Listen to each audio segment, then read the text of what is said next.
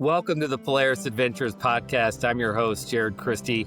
When a new year begins, I think about new places to visit. That might mean a big trip or somewhere right in my own backyard. If you're like me, you want to try something new, then today you're in luck because we're headed to the remote area of northern Maine. Please welcome to the show, Blaine King, owner of Shin Pond Village, and the man who has promised me I will see a moose on my visit or he owes me 100 lobster rolls. Blaine, how are you? I'm good. How are you? All right. So 2 questions for you right off the top. How often do you actually see a moose? And number 2, do you love lobster rolls? So yeah, I'll jump right into both. Moose pretty often on the Snowmobile trail, a lot less frequently in the cars than we used to. Grooming at night, especially, they love the groomed, easy walking surface of the sled trails. It's not uncommon to see them on Snowmobile, but it's definitely at night in the groomers for sure. And then as far as lobster rolls go, you can't live in Maine and not be a fan of lobster rolls or be a fan of introducing them to people who come visit for sure. Yeah, lobster rolls for me are like In-N-Out burgers. You don't get them so often, so it's a real treat when you do. Exactly. Well, I'm thrilled to have you on the show today because Maine is a special place, but you're not on the coast. You're actually closer to Canada than New Hampshire. Why don't you tell people about Shin Pond Village, where you're located, and what makes your place so unique? So we are considered northern Maine, but a lot of people north of us would say we're not because Maine's a big state. We are in Penobscot County, which stretches quite a ways south of us. We're in the very tip top of Penobscot. I can throw a stone into Maine's Aroostook County. Aroostook County is pretty well known for potatoes. That's their claim to fame. And also it's a county that's so large, and the only one above me, it's actually larger than the state of Connecticut and Rhode Island combined. And that's just one county north of us. That area is renowned, well known for snowmobiling, 180 inches of snow, annually and things, and a bus New Brunswick. We're 5 hours from Boston drive times, obtainable from, the core and the population of New England. I imagine some of the first questions you do get is, where are you and how long will it take to get you? Because you're 3.5 hours north of Portland or Bahaba. So you're up there. Did I say that correctly? Bahaba? You said it just like a tourist would say it with the H at the end. Yeah. Or the Maine accent, one or the other. Yeah. We're, so Bar Harbor, Canadian National Park, lobster boats are, 2.5 hours from there, or 3.5 hours from Portland, like you said, or 5 hours from Boston, in Mass. So a lot of places that are fairly well known and big, but aren't too far from you. No, not far at all. A lot of people come and visit Maine, and they do Bar Harbor, they do the coast, the rugged Atlantic Ocean for that scene, but then they'll come inland. Because it's really kind of two Maines. You've got the lobster boat rugged coastline, and then you've got the vast forest that we offer from this point, north and west. This is a family-run business, and the history of Shin Pond actually goes back more than a century. Yeah. Used to be, original logging sporting camps for hunters, and where our main building sits, 2 have sat before it. My parents started the business in our main building here in 1982, but we still have an original cabin that dates back to the early 1900s, original logs. A lot of them were too far gone in the 90s to keep them all, unfortunately. So we rebuilt each through the late 90s, early 2000s, and have added new ones. But those old ones, you could see the snow dust blow through the walls. So they were a little too far gone, but it's kind of disappointing not to have that old nostalgia, but also kind of good for those who need a warm place to sleep at night. Yeah, that's fun. Well, now that we know where you're at, it's the middle of winter in Shin Pond. You're in the snow belts, and there's 14,000 miles of interconnected trails up there. I mean, gosh, tell me when it's time to ride where we're going. Anywhere and everywhere. Annual rental sled mileage averages on rentals, not even personal sleds, averages 3,500 or so miles per sled on 40 units. So, people aren't just coming and going on a 50-mile leisurely tour. The people that drive this far north are snowmobilers, either renters who have ridden a lot and want to experience northern Maine, or there's a lot of people today that have, decided not to own and come and rent from a facility like us who offers the best product in line with what they would own if they still own. And those people log a lot of miles. They show up with their helmet still, they show up with their clothing, and they're ready to go. Right on your Shin Pond website, you've got video of people snowmobiling, trails being plowed. On your site, you've got a restaurant, all the good stuff for a long weekend and more. Talk about some of the amenities you guys offer and how many people come back year after year after year. Yeah, I mean, that's a huge part of our business, repeat business in particular. During the wintertime, when people stay, we've gotten into a great pattern of over 70%, I would say, rebook the same weekend or week or whatever for the following year. So we give first refusal to all our guests who stay all year round. We won't book more than a year in advance for that reason. And it's what's created a high return rate and a lot of repeat guests. So that when they get here, we have everything they need. We have gas, OEM oils, restaurant on site, retail store. We sell climb. Their hands are cold, their gloves are worn out, and they've just been putting it off. They can get everything they need right here. So that's pretty cool. That's pretty cool. Where do your riders come from? All over. I would say the most dense area would be Massachusetts, the greater Boston area, New Hampshire, Connecticut, Delaware, New York, especially when those New York and such aren't getting the lake effect snow that they're getting this year. We see a lot of those guests too. Is Shin Pond the number one destination in Maine for snowmobile riding? I'm biased. So in my opinion, absolutely. And anyone who's stayed with us, I would say most all agree as well. All right. Well, winter does end eventually, and say I'm not a fan, but I've always wanted to come to Maine and see the coast, Bar Harbor, lobster rolls, all the fun stuff. I've got to imagine you guys are loaded with summer activities. We are. We rent UTVs and slingshots in the summertime too, May through October. Not as many ATV miles, but still over 7,000 miles of ATV trails that are also mostly interconnected. So you can ride a lot of miles in an ATV. It takes longer than snowmobiles because the trails aren't as groomed as flat and smooth, so average speed's less. But there's Baxter State Park is in our backyard. Mount Katahdin is. That's the end of the Appalachian Trails.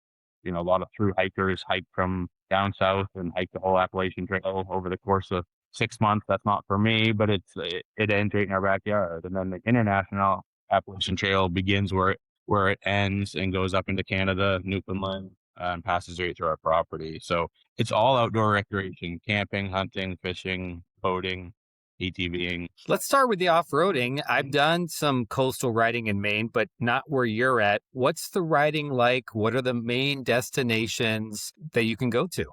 Yes, Maine's got the state of Maine has purchased a lot of old railroad beds when they get retired, and they end up being multi-use trails. So like you talk about down East Maine, that's a lot of the miles that you can ride in down East Maine are old retired rail beds.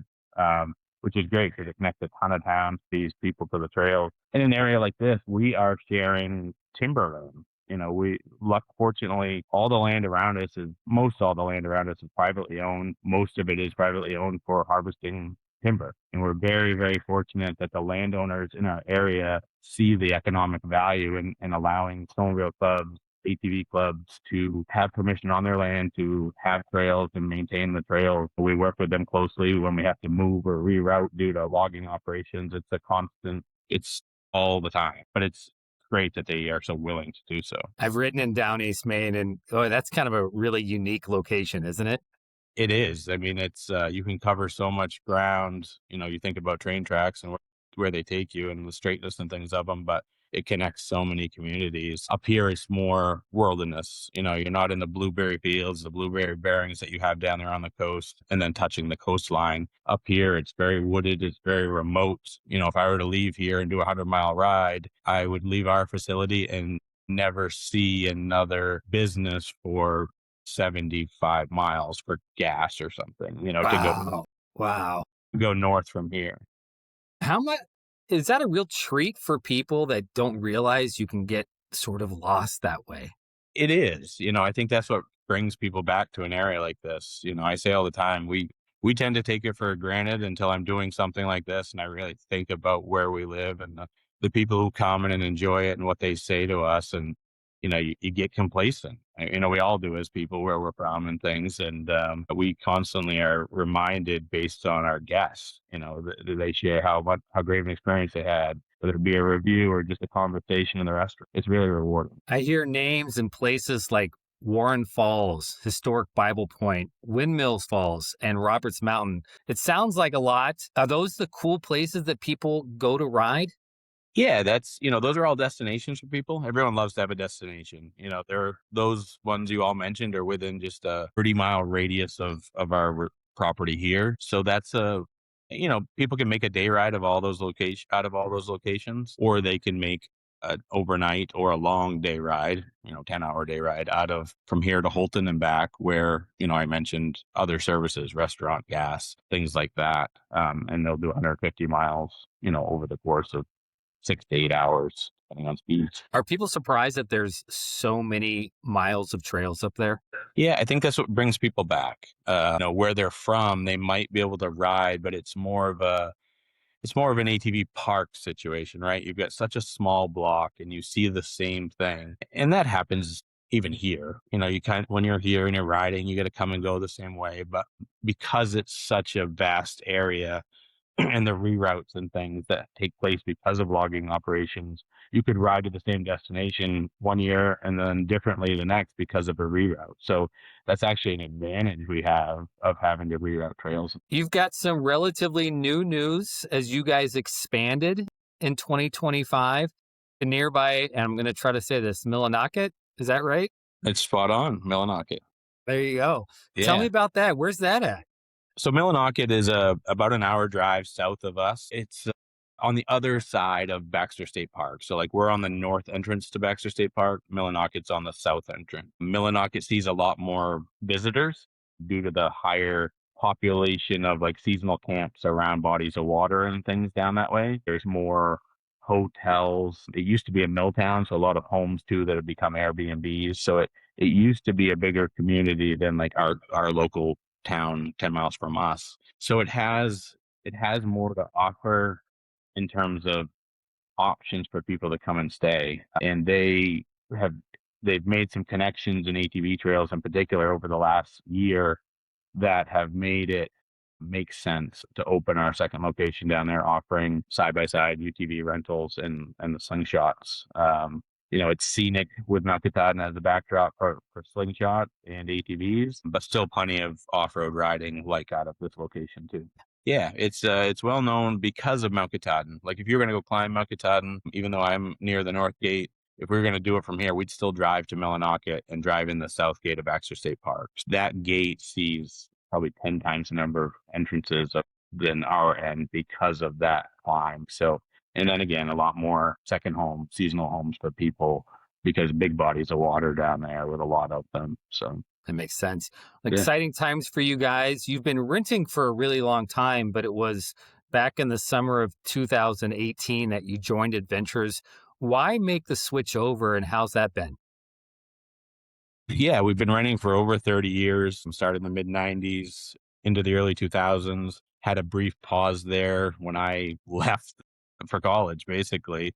It was just more than I think my parents wanted to try to do without me because it was my passion. I was a driving force for snowmobile rentals back then. And then life happens and can't wait to leave, but not that much long later with a family and kids that you can't wait to get back. So 2018, I had been back for a year or two, built our house here to stay, and read about or heard about Adventures, started looking into it, talking to the team, and the platform just offers so much built into it that when you try to do it on your own, it simplifies it. There's between insurances and damage waivers and things that are a part of the program, and having, new current model year or within a couple of year machines at all times is not only difference making for us as a business, but also the end user, the renters. It's funny you say you left for college. You can take the kid you can take the kid out of Maine, but you can't take the Maine out of the kid or something like that. It pulled you back in. It did. You go work for other people when you grew up in a family business, and you I don't want to say you have a different work ethic or a different mindset on work, and you find yourself working so hard for someone else, and you have another option that you left and your parents are starting to think about what they're going to do with the next phase of your life, it can quickly suck you back in. Well, Blaine, there's only one thing left for you to do today, and that's to promise me a moose next time I'm up there. I will promise you a moose, and I will promise you fresh lobster rolls within a few hours off the boat, even though we're 2.5 hours away. I love it. Well, Blaine, thanks so much for being on the show today, and enjoy the rest of your winter. Yes, thank you, Jared. Be sure to like and follow the Polaris Adventures podcast wherever you listen to your podcasts, and we will talk to you again soon. Remember, you belong out here.